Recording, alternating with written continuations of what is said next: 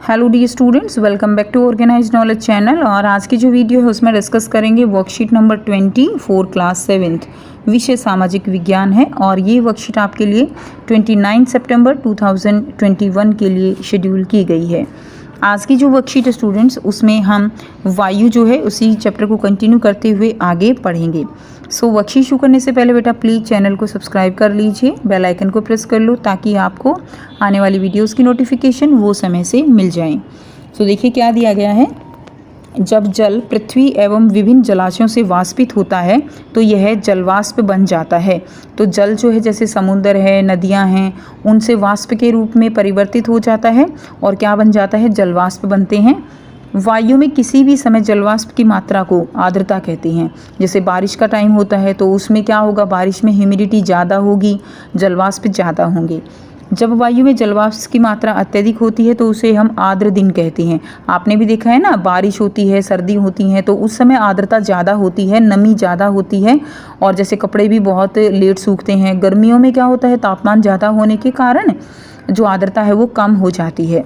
जैसे जैसे वायु गर्म होती जाती है तो जलवाष्प धारण करने की क्षमता जो है वो बढ़ती जाती है और इस प्रकार यह और अधिक जो है क्या होती है, आर्द्र हो जाती है। आर्द्र दिन में कपड़े सूखने में काफ़ी समय लगता है, ठीक है, और हमारे शरीर में पसीना आसानी से नहीं सूखता है और हम असहज महसूस करते हैं। उसके बाद देखिए वर्षण के प्रकार। वर्षण जो है वो कौन कौन सी होती है। एक होती है बच्चों संवहनी वर्षा, ठीक है, दूसरी होती है चक्रवाती वर्षा और तीसरी होती है पर्वतीय वर्षा। पर्वतों के जो पर्वत हैं जैसे उनके टकराने से जो वर्षा होती है बादलों के, वो जो है क्या है, पर्वतीय वर्षा है। क्लियर। तो इस तरह से जो है वर्षा, ये 3 प्रकार की वर्षा है। संवहनी वर्षा जो गर्म वायु से बादल जो बनते हैं, चक्रवाती वर्षा है और पर्वतीय वर्षा है। नेक्स्ट देखिए, जब जलवाष्प ऊपर उठता है तो यह ठंडा होना शुरू हो जाता है। तो जब जल जो है वो एक तरह से क्या होता है कि जब वो ऊपर उठता है तो जैसे जैसे ऊपर जाता है वो ठंडा होना शुरू हो जाएगा और जलवाष्प जो है वो संघनित हो जाते हैं। जैसे पानी जो है, मान लीजिए आप पानी गर्म कर रहे हो पतीले में और उसके ऊपर आपने देखा है ना बूंदे बूंदे सी आ जाती हैं। जब आप एकदम से आप देखोगे कि उस प्लेट को आप ठंडा करते हो तो उसमें पानी ऐसे जो है गिरने लगता है, वही क्या है, वही संघनन कहलाता है। तो ठंडा होकर जल की बूंदें बनती हैं। या आप इसके लिए एक एक्टिविटी भी कर सकते हो। आप क्या कर सकते हो, आप पानी की बोतल लो, फ्रिज में से एकदम ठंडी चिल उसको बाहर रखोगे तो आप देखोगे थोड़ी देर में वहाँ उसके चारों तरफ पानी हो जाता है। वो पानी कहाँ से आया, वो पानी जो वातावरण में चारों तरफ जो जल की बूंदें हैं पर्यावरण में वो उससे टकराती हैं, ठंडी हो जाती हैं और पानी बन जाती हैं। ये संघनन कहलाता है, ठीक है। बादल जो है इन्हीं जल बूंदों का एक समूह होता है। तो बादल भी इसी तरह से संघनित होता है। जब जल की बूंदें इतनी भारी हो जाती हैं कि वायु में तैर ना सकें तब ये वर्षा के रूप में नीचे गिरने लगती हैं।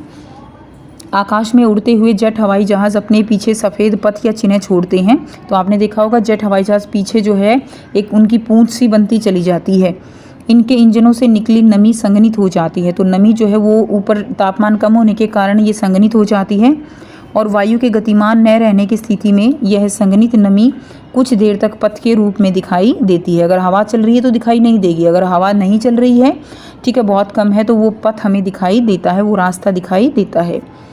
पेड़ तथा पौधों, जीव जंतुओं के जीवित रहने के लिए वर्षा बहुत महत्वपूर्ण है। इससे धरातल को ताज़ा जल प्रदान होता है। यदि वर्षा कम है तो जल की कमी और सूखा आ सकता है। इसके विपरीत अगर वर्षा अधिक होती है तो बच्चों क्या होगा, बाढ़ आ जाएगी, ठीक है। अब देखिए वर्षा मापक, इससे वर्षा मापते हैं तो ये वर्षा मापक यंत्र होता है।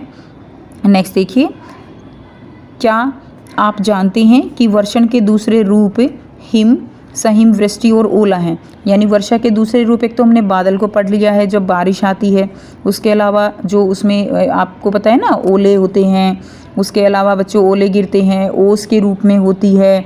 तो ये सब क्या है, ये जो वर्षण है उसके ही अलग अलग रूप हैं, ठीक है। अब आपको यहाँ पर बहुत ही आसान से 4 जो है बच्चों प्रश्न दिए गए हैं जिनके आंसर हम करेंगे। फर्स्ट क्वेश्चन है वर्षा के प्रकारों का वर्णन कीजिए। तो वर्षा के 3 प्रकार होंगे। एक लिखेंगे आप संवहनी वर्षा, दूसरा आप लिखेंगे चक्रवाती वर्षा और तीसरा आप लिखेंगे पर्वतीय वर्षा, ठीक है। तो ये 3 प्रकार आप लिखेंगे।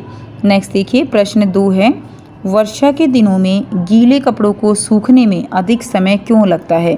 तो बच्चों, वर्षा के दिनों में क्या होता है, वर्षा के दिनों में वायु में जलवाष्प की मात्रा अधिक होती है, ठीक है, और इसलिए जो गीले कपड़े हैं उनको सूखने में समय अधिक लगता है, क्योंकि जलवाष्प की मात्रा वायु में अधिक होती है, जिसके कारण वायु अधिक आर्द्र हो जाती है, ठीक है, क्या हो जाएगी, अधिक आर्द्र होती है, ठीक है, नमी ज़्यादा होती है, जिससे कपड़े सूखने में समय लगता है।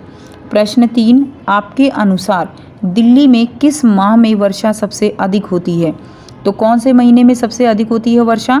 सबसे अधिक जो है दिल्ली में लगभग जुलाई अगस्त के महीने में होती है। जुलाई में जो है सबसे अधिक वर्षा होती है, ठीक है, और इस साल तो बहुत ज़्यादा बारिश हुई है। नेक्स्ट देखिए, प्रश्न 4 दिया गया है, वर्षा के दिनों में आपके द्वारा अनुभव की गई किसी महत्वपूर्ण घटना का वर्णन आपको करना है। तो कोई ऐसी महत्वपूर्ण घटना, कोई ऐसा एक्सपीरियंस आपको यहाँ पर शेयर करना है जो आपको याद हो बारिश के दिनों में। जैसे कोई फिसल के गिर जाता है, कोई बारिश में नहाता है, तो जो है कोई कश्तियाँ चलाता है, तो इस तरह के कुछ एक्सपीरियंस होते हैं। और कहीं जो है आप जा रहे हो, बारिश बहुत तेज़ आ जाती है, तो इस तरह के छोटे छोटे अनुभव आपको यहाँ पर शेयर करने हैं। तो यहाँ पे मैंने उदाहरण के लिए लिखा है, तो आप इससे एग्जाम्पल लेके और इस तरह से लिख सकते हो। वर्षा के दिनों में चारों तरफ जो है क्या होता है, चारों तरफ पानी भर जाता है और मुझे कागज़ की कश्तियाँ चलाना बहुत पसंद है। एक बार मैं ऐसे ही खेल रहा था कि मैं पानी में गिर पड़ा और मेरा पैर जो है वो गड्ढे में फंस गया और मुश्किल से निकला, और वो घटना मुझे आज भी याद है, ठीक है। तो इस तरह की कोई और घटना जो है आप यहाँ पर हमारे साथ शेयर कर सकते हो। सो ये थी बच्चों आपकी आज की वर्कशीट। आई होप सभी बच्चों को ये वर्कशीट क्लियर है। फिर भी आपको लगता है कि आपको कुछ नहीं समझ आया तो आप कमेंट करके पूछ सकते हो। अगर आपको वीडियो अच्छी लगी तो प्लीज़ लाइक कर दीजिए, शेयर कर दीजिए और चैनल को सब्सक्राइब कर लीजिए। Thanks for watching. मिलते हैं नेक्स्ट वीडियो में एक नई वर्कशीट के साथ। टेक केयर बच्चों, बाय बाय।